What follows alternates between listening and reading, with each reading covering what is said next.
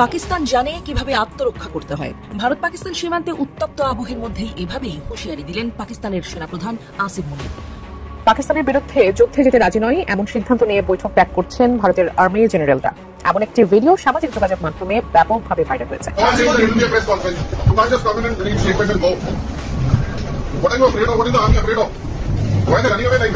পাকিস্তানের বিরুদ্ধে যে কোনো সিদ্ধান্ত ভারত নিতে গেলে হাজারবার ভাবে। এটার কারণ কি জানেন? সেখানে রাহুল গান্ধী প্রশ্ন করেন, পর্যটকদের নিরাপত্তায় কেন কোনো নিরাপত্তা বাহিনীর সদস্য ছিল না। এর মাঝেই সামনে আসে এক বিস্ফোরক ভিডিও বার্তা। ভারতীয় এক সেনা পরিচয়ের আশুক কুমার সামনে আনেন এমন বাস্তবতা যা ধসিয়ে দেয় সরকারি বয়ানের মুখোশ। আসসালামু আলাইকুম দর্শক, নতুন একটা নিউজে আপনাকে স্বাগতম। প্রিয় দর্শক, জম্মু কাশ্মীর সীমান্তে টানা চতুর্থ রাতে সংঘর্ষ, উত্তেজনা চরমে, যে কোনো সময় যুদ্ধ লাগার আশঙ্কা। এদিকে কাশ্মীরে হামলা মোদির সাজানো, ভারতীয় সেনার ভিডিও বার্তায় তোলপাড়, ফাঁস হয়ে গেল কাশ্মীর নিয়ে মোদির সকল অপকর্ম। অপরদিকে পাকিস্তানে হামলা করতে ভয় পাচ্ছে ভারতীয় সেনাবাহিনী। পাকিস্তানের সাথে যুদ্ধ করতে অস্বীকৃতি জানিয়ে গোপন বৈঠক করছে ভারতীয় সেনাবাহিনী।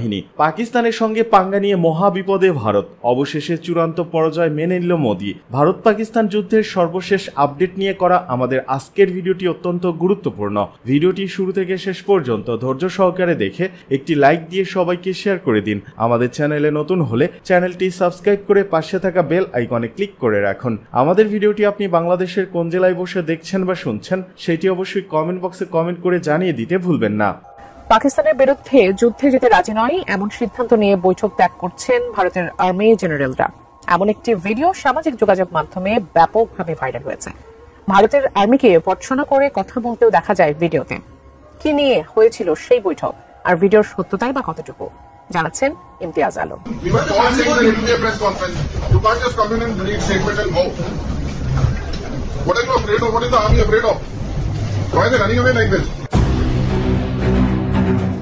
কাশ্মীরের পেহেলগামে পর্যটকদের উপর সাম্প্রতিক হামলার ঘটনায় চিরপ্রতিদ্বন্দ্বী দুই দেশ ভারত ও পাকিস্তানের উত্তেজনা এখন তুঙ্গে। ঘটনার পর তাৎক্ষণিক প্রতিক্রিয়ায় জরুরি বৈঠক ডেকে একগুচ্ছ পাল্টাপাল্টি কূটনৈতিক ব্যবস্থা গ্রহণ করে ভারত ও পাকিস্তান, যার মধ্যে রয়েছে দুটি গুরুত্বপূর্ণ চুক্তি বাতিল, সীমান্ত ও আকাশসীমা ব্যবহারে নিষেধাজ্ঞা, নাগরিকদের ভিসা বাতিল করে নিজ দেশে ফেরত পাঠানো সহ আরও বেশ কিছু সিদ্ধান্ত।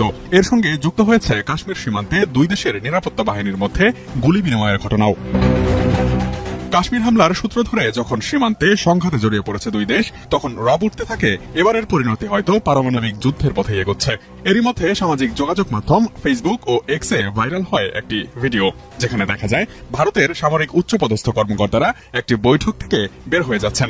19 সেকেন্ডের ভাইরাল হওয়া সেই ভিডিওটির ক্যাপশনে বলা হয়, ভারতীয় জেনারেলরা মিটিং থেকে ওয়াক আউট করছেন এই বলে যে পাকিস্তানের বিরুদ্ধে তাদের যুদ্ধ করার মতো সক্ষমতা নেই। মোদি যুদ্ধ চাইলেও তার সামরিক বাহিনী পাকিস্তানের বিরুদ্ধে যুদ্ধ করতে সক্ষম নয়। ভিডিওটিতে একজন বেসামরিক লোককে আর্মির উদ্দেশ্যে বলতে শোনা যায়, আর্মির কিসের এত ভয়, কেন তারা এভাবে পালিয়ে যাচ্ছে, এটি আমাদের জন্য লজ্জা। ভাইরাল হওয়া ভিডিওতে একজন উচ্চপদস্থ পুলিশ কর্মকর্তাকেও দেখা যায়।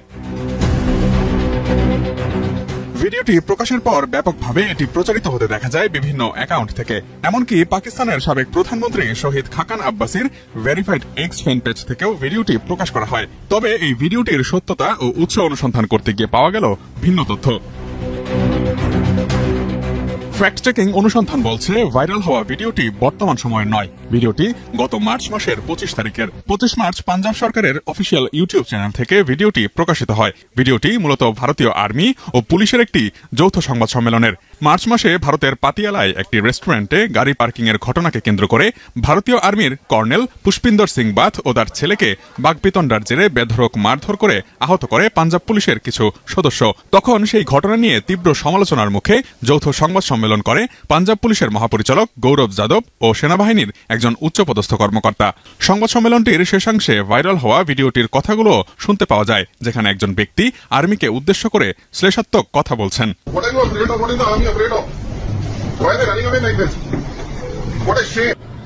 অনেক বড় দেশ ভারত, বিশাল জনগোষ্ঠীর সামরিক শক্তিতেও খুবই উঁচু লেভেলে আছে। মেশিনারি যে ভারত অনেক দূর, কিন্তু কৌশলগত ভাবে জনগণ 6-1 পাকিস্তানে, মেশিনারিজ 4-1 পাকিস্তানে, পরমাণু শক্তিতে কাছাকাছি লেভেলে। তারপরেও পাকিস্তানের বিরুদ্ধে যে কোনো সিদ্ধান্ত ভারত নিতে গেলে হাজারবার ভাবে। এটার কারণ কি জানেন? কারণ ভারতের ব্যবসা বাণিজ্য, ইকোনমি, জিওপলিটিক্স যাই বলেন, সকল কিছু মিলিয়ে পাকিস্তানের সাথে অনেক কিছুতে তারা যদি কোনো সিদ্ধান্ত নিতে যায় হিতে বিপরীত হয়ে যায়। যেমন আমরা কথা বলছি যে গত 2 দিন যাবত এক দেশ অন্য দেশের বিরুদ্ধে যে ব্যবস্থাগুলো নিচ্ছে, বিভিন্ন নিষেধাজ্ঞা, ভিসা নিষেধাজ্ঞা, তারপর কেউ বলছেন সিন্ধু নদীর পানি মানে চুক্তি স্থগিত, আবার পাকিস্তান তাৎক্ষণিক অ্যাকশন হিসেবে তাদের যে আকাশ সীমা ভারতের এমনকি ভারতমুখী অল কাইন্ড অফ যে মানে এভিয়েশন খাতগুলাকে পাকিস্তানের আকাশে ঢুকতে না দেওয়ার যে সিদ্ধান্ত নিয়েছে, ভারতও নিয়েছে, এতে ক্ষতি কার বেশি হচ্ছে আসুন দেখি। পাকিস্তান সিভিল এভিয়েশন অথরিটির জারি করা একটি নোটিশ অনুসারে পরবর্তী নির্দেশ না দেওয়া পর্যন্ত দেশটির আকাশ সীমা ভারতীয় নিবন্ধিত বেসামরিক এবং সামরিক বিমানের জন্য খোলা থাকবে না। ভারতীয় সংস্থাগুলোর ভাড়া নেওয়া বিমানগুলো পাকিস্তানের আকাশ সীমায় যেতে পারবে না। ARY নিউজের প্রতিবেদন অনুসারে পাকিস্তানি আকাশ সীমা বন্ধের ফলে মিলিয়ন মিলিয়ন ডলার ক্ষতির মুখে পড়ে যাচ্ছে আপনার ভারত। কিভাবে? এই আকাশ সীমা বন্ধ করে দেওয়ার ফলে আপনার ভারতীয় বিমানগুলোকে অতিরিক্ত 2 ঘন্টা পথ ঘুরে চলতে হবে। একই সঙ্গে প্রতিদিন ভারতীয় বিমান সংস্থাগুলো এভাবে চললে প্রায় মিলিয়ন মিলিয়ন ডলার ক্ষতিতে পড়বে। প্রতিদিন 100টিরও বেশি ভারতীয় বিমান পাকিস্তানের আকাশ সীমাতে প্রবেশ করে। এর মধ্যে রয়েছে air India express, Aditya jet, Indigo air এবং আকাশা এয়ার। এর আগে কয়েকদিনের জন্য আকাশ সীমা বন্ধ থাকার কারণে ভারতীয় সংস্থাগুলো 80 মিলিয়ন মার্কিন ডলার ক্ষতির সম্মুখীন হয়েছিল, আর এটি যাত্রীদেরও ভ্রমণ যে ব্যয় সেটাকে বাড়িয়ে দেয়।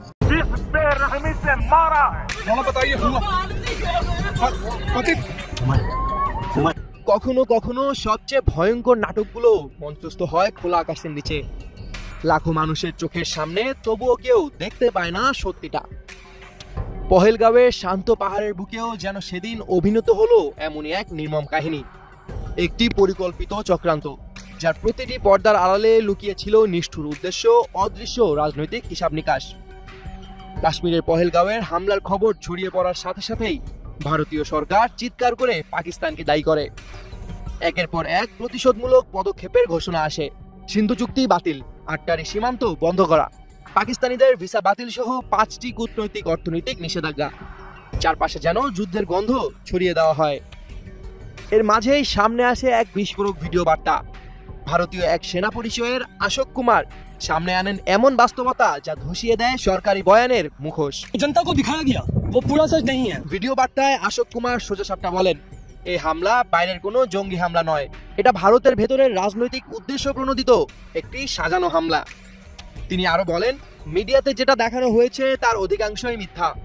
আমি যদি সত্যটা না বলি তাহলে নিজের বিবেকের কাছে অপরাধী হব। जो बाहर से तो आतंकवाद दिखे लेकिन वास्तव में अंदरूनी राजनीतिक उद्देश्यों को पूरा करते हैं। একজন সেনার এই স্বীকারোক্তি শুধু সাহসিকতার উদাহরণ নয়, বরং গোটা ঘটনার প্রকৃত চরিত্রের এক নির্মম প্রকাশ। তিনি জানান, হামলার পর আহতরা অনেকক্ষণ ধরে পড়েছিলেন, কিন্তু উদ্ধারে কেউ এগিয়ে আসেনি। কোনো মেডিকেল টিম, কোনো কমান্ডো ইউনিট ঘটনাস্থলে পাঠানো হয়নি। कि हमारे सैनिक, हमारे सिपाही जमीन पे पड़े थे और कई घंटों तक कोई नहीं उनको उठाने आया। তবে এই ভিডিও নিয়েও রয়েছে বড়সড় প্রশ্ন। ভারতের digital forensics research and analytics centre DFRSC তাদের তদন্তে ভিডিওটিকে ভুয়া বলে চিহ্নিত করেছে।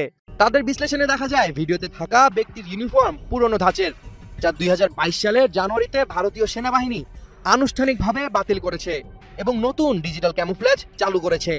সেই সাথে ভিডিওতে প্রদর্শিত দাবি ও পরিচয় নিয়েও কোনো নির্ভরযোগ্য তথ্যসূত্র পাওয়া যায়নি। ফলে ভিডিওর বিশ্বাসযোগ্যতা নিয়ে এখন বড়সড় সন্দেহের আবহ তৈরি হয়েছে। আশোক কুমারের বক্তব্য সামনে আসার পর ভারতীয় কর্তৃপক্ষ দ্রুত ভিডিওটি সরিয়ে ফেলে। এমন স্পষ্টতার তথ্য প্রকাশ করায় তার ভবিষ্যৎ নিয়ে কোনো কিছু এখনো জানা যায়নি। এই ভিডিওর পর এখন মোদী সরকারের বিরুদ্ধে উঠছে নানা প্রশ্ন। কেন এত দ্রুত পাকিস্তানকে দোষী সাব্যস্ত করা হলো? কেন তদন্তের আগে প্রতিশোধমূলক পদক্ষেপ নেওয়া হলো? এবং সবচেয়ে বড় প্রশ্ন, এই আতঙ্ক আর রক্তপাতের সবচেয়ে বড় লাভবান কে? উত্তরটাও পরিষ্কার, মোদী সরকার। জাতীয়তাবাদের ঢেউ তুলে জনগণের দৃষ্টি ঘুরিয়ে দেওয়া, নির্বাচন পূর্ব উত্তেজনা তৈরি করে রাজনৈতিক সুবিধা নেওয়া, আন্তর্জাতিক চাপের মুখে অভ্যন্তরীণ ব্যর্থতাকে ঢেকে ফেলা, এসবই এই ঘটনাটির পরিণতি ছিল বলে ধারণা করছেন অনেকেই। এই ঘটনার পর পাকিস্তানও ক্ষোভ প্রকাশ করে জানায়, তদন্ত ছাড়াই তাদের উপর দায় চাপানো অন্যায়। তাদের ভাষায় এটি ছিল ভারত সরকারের সাজানো একটি ঘটনা, যার মাধ্যমে তারা রাজনৈতিক ফায়দা নিতে চায় এবং আন্তর্জাতিক মহলের নজর ঘোরাতে চায়। পহেলগাঁওয়ের হামলার জেরে মোদী সরকারের ভূমিকা নিয়েও প্রশ্ন উঠছে। পাশাপাশি কাশ্মীরে দীর্ঘদিন ধরে চলা দমন পীড়নের প্রকৃত রূপ নিয়েও নতুন করে বিতর্ক শুরু হয়েছে। কাশ্মীর প্রশ্নে ভারত ও পাকিস্তান এখন মুখোমুখি। দুই দেশের মধ্যে তীব্র উত্তেজনা বিরাজ করছে। সীমান্তে দুই দেশের সামরিক বাহিনী গোলাগুলি করছে। উভয় দেশের নেতারা বাক যুদ্ধে লিপ্ত হওয়ার পাশাপাশি সর্বাত্মক যুদ্ধেরও হুমকি দিচ্ছেন। ইতোমধ্যেই দুই দেশ একে অপরের বিরুদ্ধে বেশ কিছু পদক্ষেপ নিয়েছে। ঘটনার সূত্রপাত ভারত শাসিত কাশ্মীরের পেহেলগামের জনপ্রিয় পর্যটন কেন্দ্র বৈশারণ উপত্যকার গত 22 এপ্রিল বন্দুকধারীদের হামলায় 26 জন নিহত হওয়ার ঘটনা। সেই হামলায় নিহতদের সবাই ছিলেন পর্যটক। ভারত দাবি করেছে এরা সবাই ভারতের নাগরিক। ঘটনার জন্য ভারত দায়ী করেছে পাকিস্তানকে, কিন্তু পাকিস্তান ভারতের দেয়া বক্তব্যকে প্রত্যাখ্যান করে বলেছে এই ঘটনার সঙ্গে তারা জড়িত নয়। ভারতের কাছে কোনো প্রমাণ থাকলে তা উপস্থাপনেরও আহ্বান জানায় পাকিস্তান। সর্বশেষ পাকিস্তানের প্রধানমন্ত্রী শাহবাজ শরীফ এই ঘটনায় আন্তর্জাতিক তদন্ত চেয়েছেন। ভারত পাকিস্তান নতুন করে উত্তেজনার পরিপ্রেক্ষিতে সর্বাত্মক যুদ্ধের আশঙ্কা দেখা দিয়েছে। সামগ্রিক বিষয় বিশ্লেষণ করে আন্তর্জাতিক নিরাপত্তা বিশ্লেষকদের পূর্বাভাস হচ্ছে পাকিস্তানের সঙ্গে এই মুহূর্তে ভারত যুদ্ধে জড়ালে তা দেশটির জন্য সুফল বয়ে আনবে না, কারণ ভারতের রাজ্যে রাজ্যে নানামুখী বিরোধ রয়েছে। কয়েকটি রাজ্যে স্বাধীনতার আন্দোলন চলছে। চীন, বাংলাদেশ, নেপালের সঙ্গে ভারতের সম্পর্কের টানাপোড়েন রয়েছে। সেক্ষেত্রে যুদ্ধ বাদলে ভারতকে চীন, বাংলাদেশ ও নেপালের সীমান্তে সৈন্য সমাবেশ করতে হবে। রাজ্যে রাজ্যে যাতে স্বাধীনতার আন্দোলন মাথা চাড়া না দিয়ে উঠতে পারে সেজন্য সৈন্য নিয়োজিত রাখতে হবে। বিশেষ করে উত্তর পূর্বাঞ্চলীয় রাজ্য মেঘালয়, খালিস্তান উল্লেখযোগ্য। কোনো কারণে চীনের সঙ্গে নতুন করে বিরোধ সৃষ্টি হয়ে গেলে সামলানো কঠিন হয়ে পড়বে, কারণ পাকিস্তান ও চীন দুই ফ্রন্টে যুদ্ধ করা ভারতের পক্ষে সম্ভব হবে না। দুই ফ্রন্টে যুদ্ধের জন্য ভারতের সামরিক বাহিনীকে সম্পদ দেওয়ার মতো অর্থনৈতিক সামর্থ্য দেশটির নেই। এক্ষেত্রে যুদ্ধ বাদলে ভারতকে উত্তর পূর্বাঞ্চলীয় রাজ্যগুলোর মতো কোনো রাজ্য হারাতে হতে পারে। পেহেলগামে হামলার পর নিরাপত্তা পরিস্থিতি সরেজমিন খতিয়ে দেখতে গত 25 এপ্রিল কাশ্মীর যান ভারতের সেনাপ্রধান জেনারেল উপেন্দ্র ত্রিবেদী। ঊর্ধ্বতন কর্মকর্তাদের সঙ্গে বৈঠকের পাশাপাশি হামলার স্থলও তিনি পরিদর্শন করেন। ভারতের পক্ষে কাশ্মীরের নিরাপত্তা ব্যবস্থায় যথেষ্ট গাফিলতি থাকার প্রমাণ তিনি পেয়েছেন। ভারত এটা আনুষ্ঠানিকভাবে স্বীকারও করেছে। ভারতের মিডিয়ার খবরে বলা হয় এই হামলার দায় স্বীকার করেছে দ্য রেজিস্ট্যান্স ফ্রন্ট নামের স্বল্প পরিচিত একটি সশস্ত্র গোষ্ঠী। তবে TRF এর পক্ষ থেকে বলা হয়েছে তারা এ ধরনের কোনো বক্তব্য মিডিয়ায় দেয়নি। এটি ভারতের মিডিয়ার সৃষ্টি। হামলার পরপরই ভারত পাকিস্তানের নাগরিকদের ভিসা বাতিল ও সিন্ধু পানি চুক্তি স্থগিত সহ 5টি পদক্ষেপ নেয়। জবাবে পরদিন পাকিস্তান ভারতীয় নাগরিকদের ভিসা বাতিল, সিমলা চুক্তি স্থগিত, পাকিস্তানের আকাশ সীমায় ভারতীয় বিমান উড্ডয়ন বন্ধ সহ বেশ কয়েকটি পাল্টা পদক্ষেপ নেয়। এই পদক্ষেপে অব্যাহত উত্তেজনার মধ্যে বৃহস্পতিবার রাতে কাশ্মীরের নিয়ন্ত্রণ রেখা বরাবর ভারত ও পাকিস্তানের সেনাদের মধ্যে গোলাগুলি হয়। এই গোলাগুলি এখনো চলছে। স্কাই নিউজের সঙ্গে এক সাক্ষাৎকারে পাকিস্তানের প্রতিরক্ষা মন্ত্রী খাজা আসিফ বলেছেন, দুটি পারমাণবিক শক্তিধর দেশের মধ্যে যুদ্ধ সবসময় উদ্বেগের। যদি পরিস্থিতি খারাপের দিকে যায় তাহলে এই সংঘাত একটি করুণ পরিণতি ডেকে আনতে পারে।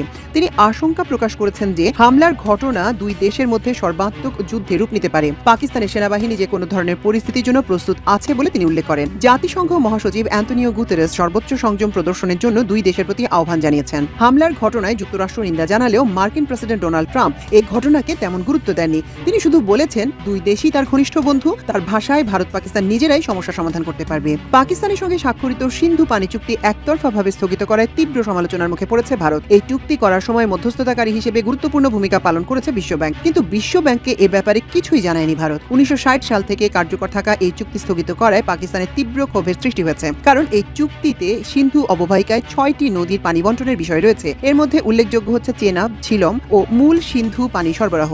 এই চুক্তি অনুযায়ী পানি সংক্রান্ত তথ্য ভাগাভাগি এবং জলবিদ্যুৎ প্রকল্প কার্যক্রম বন্ধ হয়ে গেলে বড় ধরনের সমস্যা সৃষ্টি হবে। এদিকে জম্মু কাশ্মীর সীমান্তে টানা চতুর্থ রাতে সংঘর্ষ, উত্তেজনা চরমে।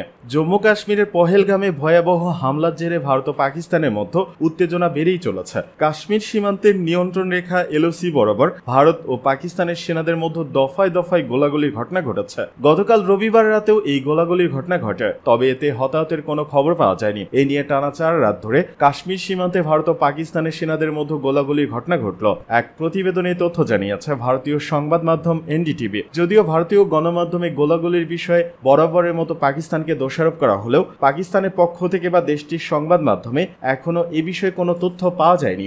NDTV বলছে, জম্মু ও কাশ্মীরের নিয়ন্ত্রণ রেখা বরাবর টানা চতুর্থ রাতেও সংঘর্ষ বিরতি লঙ্ঘন করে বিনা উস্কানিতে পাকিস্তানি সেনারা গুলি চালিয়েছে বলে দাবি করেছে ভারতীয় সেনাবাহিনীর কর্মকর্তারা। ভারতীয় সেনাবাহিনী এক বিবৃতিতে জানায়, 27 থেকে 28 এপ্রিল রাতের মধ্যে কুপওয়ারা ও পুঞ্চ জেলার বিপরীত পাশে পাকিস্তানের সেনাঘাঁটি থেকে বিনা উস্কানিতে ছোট অস্ত্র দিয়ে গুলিবর্ষণ শুরু হয়। ভারতীয় সেনারা দ্রুত এবং কার্যকরভাবে তার জবাব দিয়েছে।